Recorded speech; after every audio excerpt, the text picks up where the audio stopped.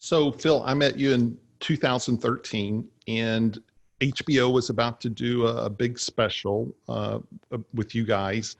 And then you went out on tour, I believe, with Kiss, that first tour. And you thought, hey, it might be a year and then we'll see what happens. Well, that tour just never, it just one tour after another, right? You've now, you went out with Styx and with Poison and most recently Journey and multiple other bands, and it's been amazing. And at the same time, you've had two other bands you occasionally do some stuff with. You just mentioned one, Delta Deep, and I've seen you guys, and you're amazing. And I have a signed CD of you guys, Debbie Blackwell Cook, who's one of the best singers ever. I was sitting on a plane with Tommy Shaw of Styx, and he just went on and on about, you're the nicest guy and phenomenal guitar player, and Debbie is the best singer. But also when I was at your house, you said, hey, we've got some guests. I hope it's okay. Well, one of them was Paul Cook of the Sex Pistols. Yeah. And you and Paul signed a CD, Manraze. And so this is another band. You've done, what, 2 or 3 albums with Manraze? Again, amazing. Like, I love the title, Punk, Funk, Roots, and Rock. Yeah. I mean, it really is just earthy, good stuff. And Delta Deep is just like it says. I mean, you guys are pure blues, amazing. Love watching you in concert. And that has, that's an incredible band. The members, the bass player is. Robert DeLisle. Stone Temple Pilot, and Forrest Robinson, phenomenal drummer, and Debbie's incredible singer. So you stay busy, my friend. I mean, there's always stuff coming out. So there's always stuff writing and recording. So it's pretty cool. And on both, with Manraze, you do all the singing, right? Yeah. And with Delta Deep, Debbie does the majority, but you sing quite a bit on that as well. Yeah. So that's the thing. And I think what's going to happen, I mean, this is funny because Paul Cook said this. He said, you know what, we shouldn't have called it Manraze. It should have been your solo album. I think it would have got more heat for it. It would have been out there. And so I've got all this stuff lined up. I've got Manraze songs that we'll finish off with the band. I've got Delta Deep stuff that we'll finish off. And so at some point I may actually do that. You should. And you've got so many collaborators you can bring in. Yeah. And speaking of collaboration, so I know you produced the Tesla album, right? And then you did the tour with G3. Right. Incredible. Oh my God. Talk a little bit about that. Well, G3 is guitar players. It's a theater tour, and they've been doing it for years. It's 3 guitar players. It's Joe Satriani, and he chooses 2 other guys. So this particular tour, it was John Petrucci from Dream Theater, who's insane. If you ever check that out, it's like he's played some of the craziest stuff I've ever seen in my life. And me, and so we took Delta Deep. Robert DeLisle couldn't make the tour, so Craig Martini stepped in and played bass, who's fantastic as well. And it was just so much fun. Those guys are, again, for being so talented and over the top musicianship, they are so humble. And again, it is teary-eyed almost seeing someone be that humble, being that such a monster musician. So it's we loved that. It was a winter tour, so we were out there in the elements. It was like Minneapolis in February. It's like January and February. So but we had a blast. It was really good, and it added another thing to it because we were singing obviously, and it wasn't just guitar playing. So the whole night was an amazing event. I've got to say, each night. Remember Jim Rohn, I booked him once for Fargo in February, and I've never heard the end of it. He for years, he was like, Kyle, Florida in February, Fargo in June, right? And I was just sitting in my office. I didn't have to go, so I didn't know any better, right? Absolutely, yeah. And, Jim would always say, traveling is the hard part. Getting up and speaking is the easy part. How much is a tour? How much is traveling? Especially you're into fitness. Right. Talk a little bit about touring if that's what actually limits a lot of bands from actually being able to go out there. It's hard all the way around. it's financially strapping. It's like we did a Manraze tour once, actually in January again. It's like, what? In England, which is even worse, So Fargo in England is, it's about the same, So it was Scotland and England with Alice Cooper. But we couldn't afford to stay in hotels. We had to make the bus. Actually, we did that on the G3 tour as well. It's so easy to spend money when you don't have to. So we'd go, okay, we'll get a day room that we'll share and everyone can go in there. And it was a similar thing. And we got this old bus that if you put the heat on, the kettle wouldn't work because it would blow the fuse. So, but it was all we could afford for the tour. And it was stunning. It was amazing. So I think a lot of the time you've got to be very aware that it's, people imagine that people are throwing money, that this imaginary money comes from somewhere. And it doesn't, it's like when you record a record, it costs so much money. That's why people don't do it anymore. They do it at home. And touring's the same thing. I love being a tourist. I get up early in the morning anyway. I get up and walk out and take in normally, COVID permitting, I would be out there now somewhere on tour, and I would be getting up at 6 a.m, finding somewhere to have a coffee and just absorbing the local feel and vibe wherever it is, whether it's in Florida or Fargo, of which I've done many times actually. I remember playing chess in Fargo with my son Rory when he was like 9, and it was winter as well, and we were sitting in a coffee shop playing chess, and it was like, wow. And it was just a great memory, so I really enjoy that stuff.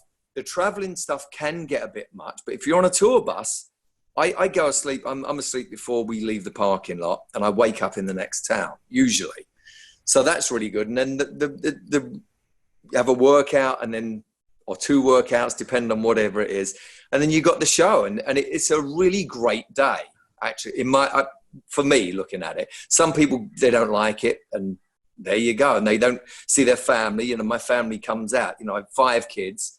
They come out at different parts. So when we were last year, we were in Europe, and my 2 girls came out to some of the Scandinavian countries, and then I met Helen and Jackson. We were in Prague and Milan, and then I go back and see Samantha, and then Rory, whenever he came out to Hawaii and New Zealand and stuff. Yeah, you love it, and you're very fastidious about working out and keeping your regimen. And so let's transition into fitness. You've been a vegan for how many years now? Well, I've been a really strict vegetarian for 36 or 37 years. So that, and then I stopped drinking about 33 years ago. And they really help.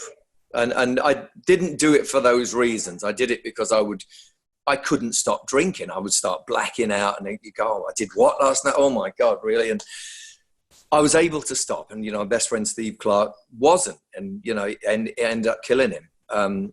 So I was able to do that. The food thing, it was a morale thing. It was moral. So it was like I couldn't eat this stuff. It was like a dead body. So for me, I had to stop eating that stuff.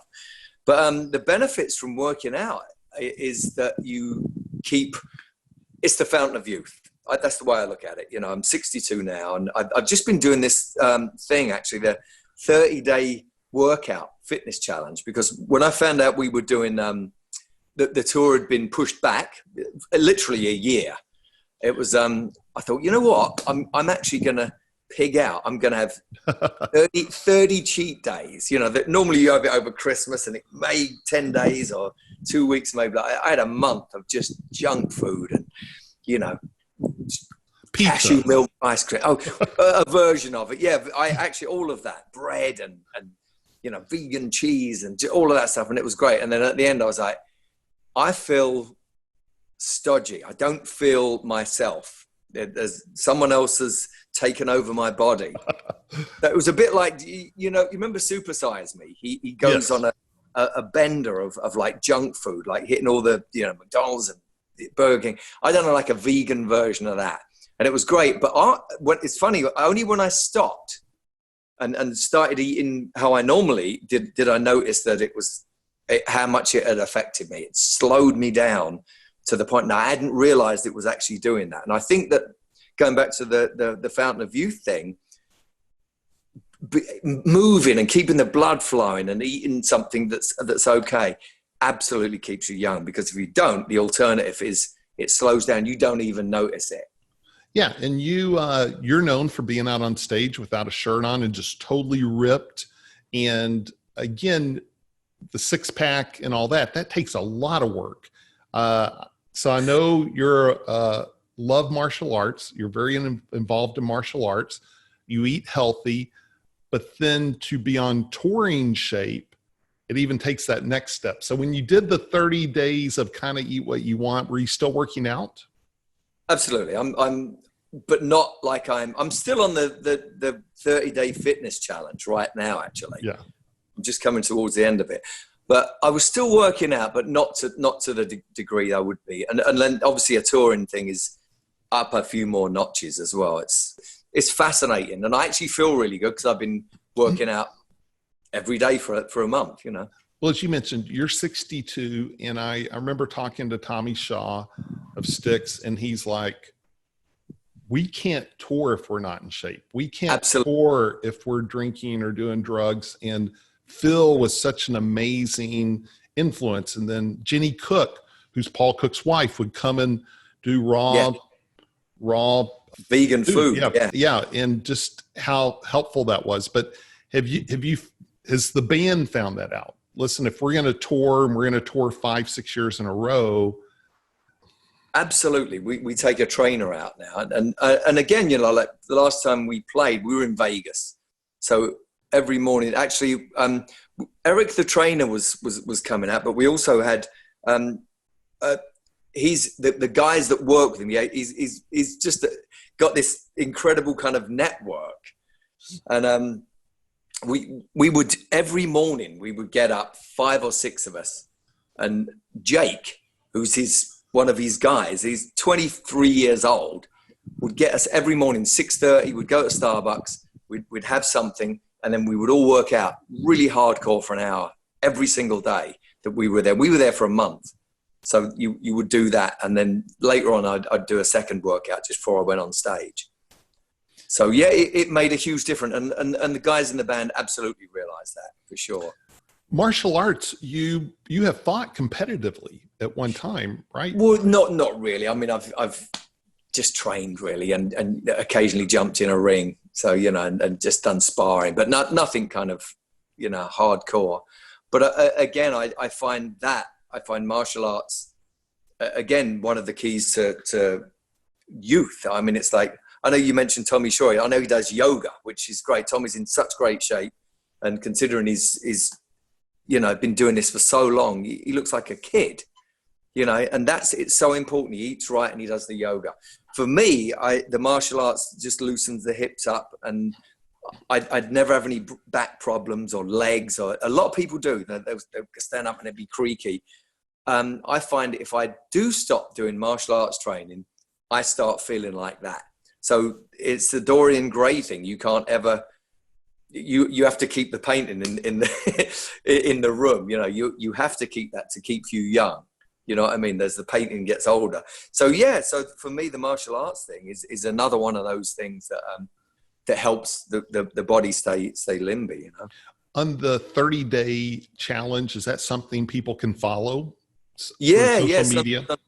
It's on the Def Leppard website. And, you know, I'm not going into depth there. Obviously, I do about an hour a day, and it just has a brief, like 2-minute, this is what I'm doing today type thing. And then I write down what I've eaten that particular day as well. Well, let's shift over to personal development now. And you mentioned Tommy Shaw, and I think when I met him, just one of the nicest human beings. Wonderful. You're one of the nicest human beings. Every time I've been around you, I was at your son's birthday party and there's 25, 30 people, and yet you're paying attention to everyone else of how can you serve. It's just incredible. And you mentioned some of these other musicians that you find are just really great people, very humble, but not everyone's that way, you know, right. Whether we're talking musicians, athletes, whatever. But is that a skill set that you've learned over time? Is that the way it's always been, or is it something you've kind of learned the hard way to say, that's not going to serve me well? I want to. No, I've always been that way, actually. Okay. And I do see people who don't do that, and I see it not serving them well. Yeah. They over, the interesting thing, I actually still feel like I'm that age when I joined the Def Leppard, which was like, I was 24, I think. I still really feel that, only I have all this experience that I've garnered on the way, all the stuff we've been talking about. You do that. And I've also seen how people act and treat each other and what it actually does. And even from a physical point of view, I see it kind of deteriorating people mentally, physically. It does nasty things to them when they're kind of that way inclined. And I've never really understood it. And it's usually the ego. It comes from an ego-based thing, and it's but I think you can avoid it. I think it's easier, it's nicer on your body, like physically, mentally, everything. If you're, the sugar versus vinegar thing, you get more from being sweet. It's cool. And you mentioned at one time you were drinking, you were having blackouts, and Yeah. I think of musicians that oftentimes have had tragic ends, whether it was fatal or whether it was just, it caused them a lot of personal harm. Yeah. Maybe it was drugs, maybe it was alcohol, maybe it was some addictions. Do you think that would have taken you down? Like when you see some of the other people that maybe are the opposite of what we're talking about, is it sometimes addictions that get in the way? Absolutely, without a doubt. I mean, like I said, I recognized the addiction thing. The fact that I couldn't remember things was like really weird. Didn't know where I was. I'd be driving a car, blind drunk, and it's like, wow, I could have hit someone. This is crazy. So all of these things really weighed on me, and I was like, I quit cold turkey. I tried a few times before. I tried to do the social drink. I thought, I'll have a glass of wine with the thing. Couldn't do it. It would be like the bottle of wine, and then it was Jack Daniels by the end of the week. And so it wasn't till my ex-girlfriend Liz, it was her birthday, and this was 1987, April 87, and we were in Paris, and it was her birthday. We had a glass of champagne. I said, I'm not drinking after this, and we went to India the next day. And we went there, and I quit cold turkey, and that was it. And it was really easy. And she did it with me, And I found the benefits was outrageous. I got 2 hours extra in a day, literally, where I wasn't recovering or just feeling, not great. And that's when I started working out, because I actually had time to burn. And I thought, what can I do? I'm going to go for a run. And not that I was into running, but that kind of started that thing off, and it was inspiring. It was, when I started doing it, I was in Dublin, and I'd run along the shoreline, just out south of Dublin, even in the cold weather, and it was just like, this is really cool. It wasn't the running part; it was just like being the nature part, and the fact that I just felt different because I wasn't nursing a hangover or something. I had this clear, clean version of me.